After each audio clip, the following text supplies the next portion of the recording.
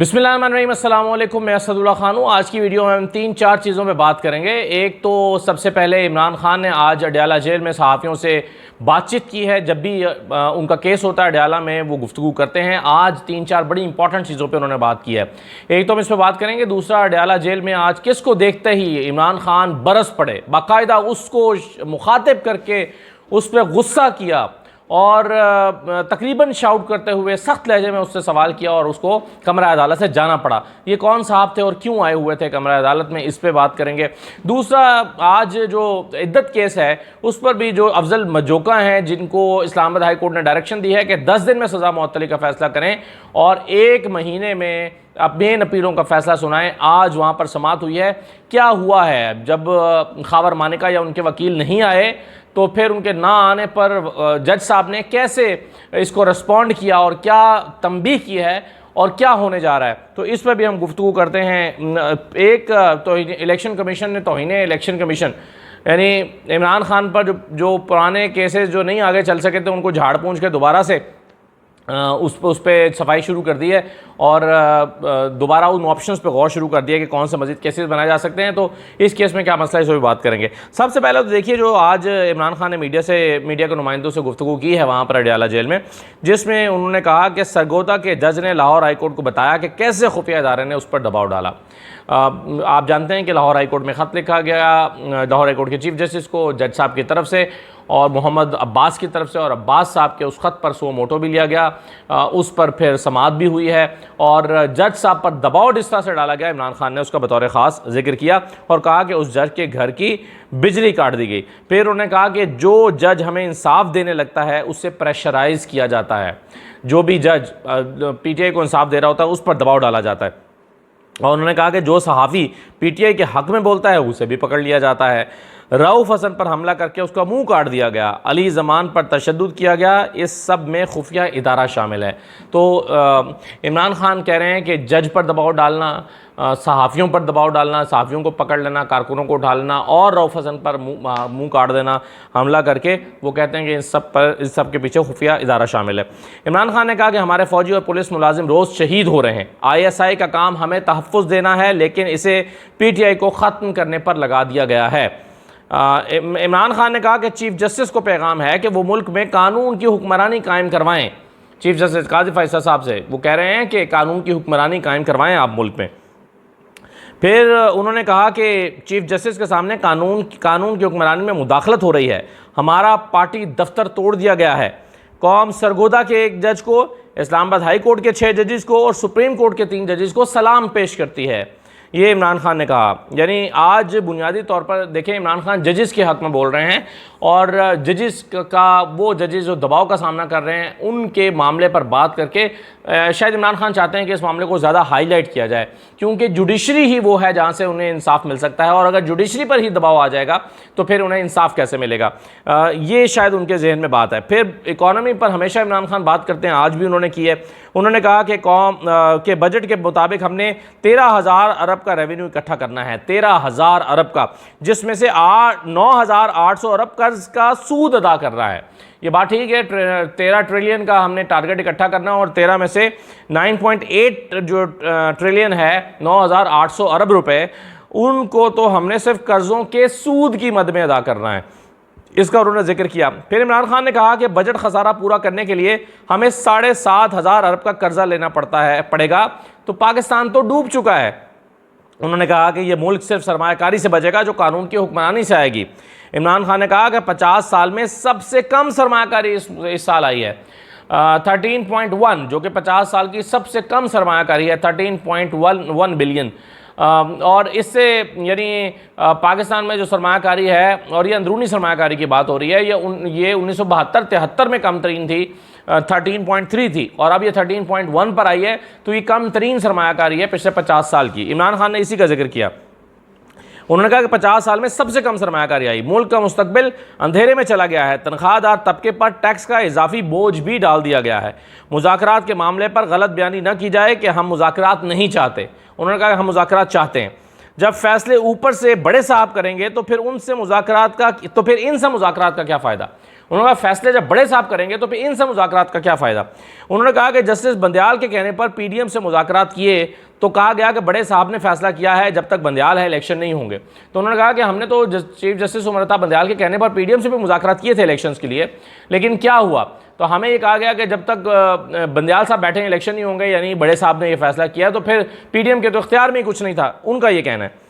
फिर वो कहते हैं कि सियासतदान हमेशा मुज़ाकरात में ही जाता है, हमने मुशर्रफ दौर में भी उसके नुमाइंदे से मुज़ाकरात किए, हुकूमत से नहीं किए। फिर वो कह रहे हैं पार्टी को, आखिर उन्होंने अपनी पार्टी की बात की है कि पार्टी को पैगाम है कि ग्रुपिंग ख़त्म करके इकट्ठे हो जाए, ये पाकिस्तान की ज़िंदगी मौत का मामला है, अब भी पार्टी में जो ग्रुपिंग करेगा उसे नहीं छोड़ूंगा, सख्त एक्शन लूँगा। इमरान खान ने कहा कि पार्टी के लोग अगर कोई ग्रुपिंग करेगा तो मैं उसको नहीं छोड़ूंगा, पार्टी डिसिप्लिन इमरान खान चाहते हैं हर कीमत पर। फिर उनसे सवाल किया गया कि एस्टैब्लिशमेंट मुज़ाकरात के लिए नुमाइंदा मुकर्रर करे तब आप उनसे मुज़ाकरात करेंगे, तो ज़ाहिर है इसका जवाब तो वो दे ही चुके हैं। तो इतनी देर में फिर इमरान खान निकल गए, इस सवाल का बाकायदा दोबारा जवाब नहीं आया, लेकिन उन्होंने, ज़ाहिर है उनका मतवा नज़र क्लियर है कि अगर एस्टैब्लिशमेंट बात करेगी तो हम बात करेंगे, अदरवाइज़ नहीं करेंगे। अच्छा, अब इस दौरान हुआ क्या कि आज दानियाल चौधरी जो MNA रावलपिंडी से जो उनके वो आज कमरा अदालत में मौजूद थे और उनको देखते ही इमरान खान उनके ऊपर बरस पड़े और उनको मुखातिब करके कहा कि हमारे MNAs बाहर बैठे हैं, तुम अंदर कैसे आ गए हो। इमरान खान ने बिल्कुल इन अल्फाज में कहा कि हमारे MNAs बाहर बैठे हैं, तुम अंदर कैसे आ गए हो भाई। अच्छा, दानियाल साहब जो हैं आगे कोई जवाब ना दे सके और दानियाल साहब जो हैं उनको इमरान खान के गुस्सा करने की वजह से कमरा अदालत से जाना पड़ा।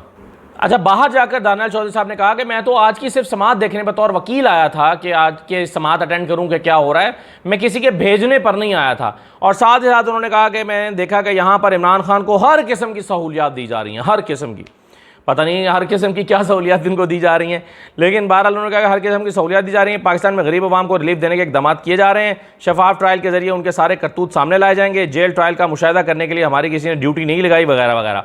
और उन्होंने कहा कि हमने यहाँ पर मियां नवाज शरीफ का भी ट्रायल देखा हुआ है और इस तरह की बातें उन्होंने की। लेकिन कल बैरिस्टर अकील मलिक आए हुए थे, आज ये आए हुए थे, तो पता नहीं अब ये क्यों इनकी जिम्मेदारी लग गई है कि बारी बारी जो है वो आकर समाअत को अटेंड करें। तो ये बहरहाल उन्होंने कहा बैरिस्टर दानियाल चौधरी साहब ने। अच्छा, अब एक दो चीज़ें मैं आपके साथ और ज़रा डिस्कस कर लेता हूँ। एक तो ये है कि आज सुबह बहुत इंपॉर्टेंट डेवलपमेंट हुई है, जो दौरान इद्दत निकाह का केस है, जो अब एडिशनल एंड सेशन जज अफजल मजोका साहब को भेजा गया है इस्लामाबाद हाई कोर्ट के चीफ जस्टिस की तरफ से।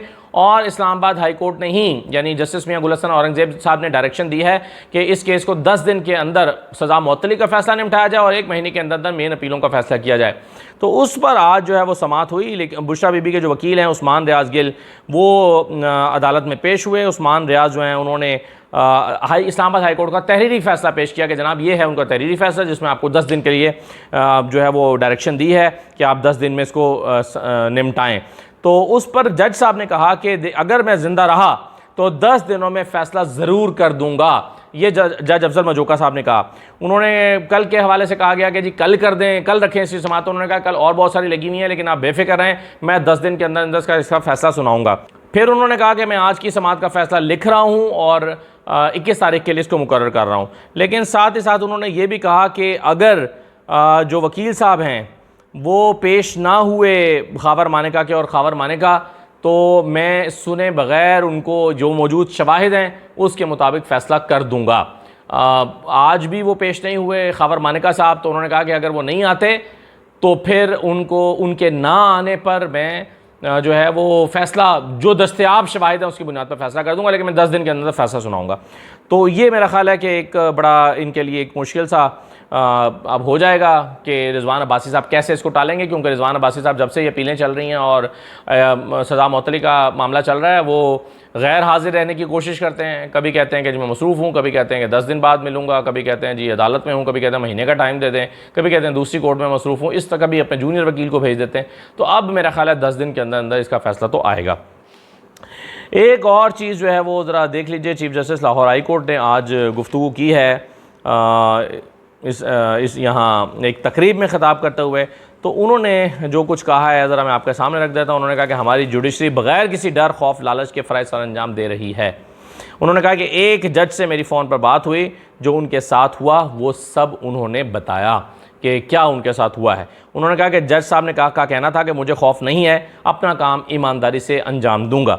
उन्होंने कहा कि जजेस पर दबाव के हवाले से शिकायत आई हैं। Chief justice Lahore high court कह रहे हैं मलिक शहजाद अहमद साहब, जो अब सुप्रीम कोर्ट आ रहे हैं। आप जहन में रखिए कि ये जज साहब अब सुप्रीम कोर्ट आ रहे हैं।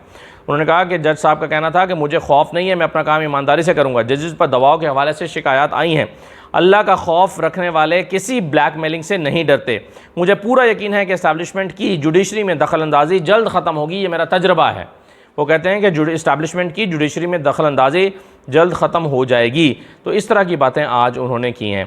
आखिर में मैं आपको बताता चलूँ कि इमरान खान और फवाद चौधरी के ख़िलाफ़ एक पुराना मुकदमा चल रहा है तौहीन इलेक्शन कमीशन का, कि इन्होंने इलेक्शन कमीशन की तौहीन की है। तौहीन इलेक्शन कमीशन का ये जो मुकदमा है, इसमें अब इसको दोबारा से झाड़ पूंछ के दोबारा निकाला गया है, ताकि वो इमरान खान के केसेस तो ख़त्म हो रहे हैं, नए केसेस की तलाश है। कभी सोचा जाता है कि उन पर तोशाखाना का मजीद बनाया जाए, फिर मशवरा दिया जाता है कि नहीं, तोशाखाना का बनाएंगे तो अदालत से उड़ जाएगा। अदालत कहेगी नहीं जी, एक ही मामले पर 2 केसेस तो नहीं बनाए जा सकते, उसी में शामिल करें जो करना है। तो इस पर चूँकि मसला है। फिर वो जो वीडियो वाला प्रॉब्लम है कि इमरान खान के ट्विटर अकाउंट से वीडियो पे हुई है, वो भी कोई ताकतवर मुकदमा नहीं है। तो ये अब इलेक्शन कमीशन चाहती है कि तौहीन इलेक्शन कमीशन पर भी इमरान खान को सज़ा सुना दी जाए। इस सिलसिले में पहले भी 1-2 बार ये इलेक्शन कमीशन के मेंबरान जो हैं वो तौहीन इलेक्शन कमीशन पर समाअत करने के लिए जेल जा चुके हैं। उस वक्त ये बड़ी बहस हुई थी कि जी इलेक्शन कमीशन कैसे अदालत में जाकर अपनी अदालत लगा सकता है, इलेक्शन कमीशन कैसे जाके जेल में ट्रायल कर सकता है। तो इस पर काफ़ी उस वक्त भी शोर मचा था। तो बहरहाल अब जो है वो फर्दर जुर्म इन पर आयद हुई है और इसका ट्रायल अब आगे बढ़ाना है। काफ़ी दिन से ये केस नहीं लग रहा था अब, लेकिन चूँकि बाकी केसेस से इमरान खान बरी होते जा रहे हैं या उनकी मुअत्तली होती जा रही है सज़ा, तो अब ये केस भी याद आ गया इलेक्शन कमीशन को कि इसमें से भी झाड़ पूंछ करके ज़रा इमरान खान के ऊपर दोबारा से इसको सज़ा सुनाई जाए या इस मुकदमे को आगे बढ़ाया जाए। तो देखिए क्या होता है अब। यानी अगर आप सोचें ना कि आज आके पूरे करप्शन ये वो सारे मामला इद्दत जो कुछ था मुमकिन था वो डाल दिया, आखिर में अगर बचता है यही तौहीन इलेक्शन कमीशन, तो फिर मेरा ख्याल है सुलह कर लें। इजाज़त दीजिए, अल्लाह हाफ़िज़।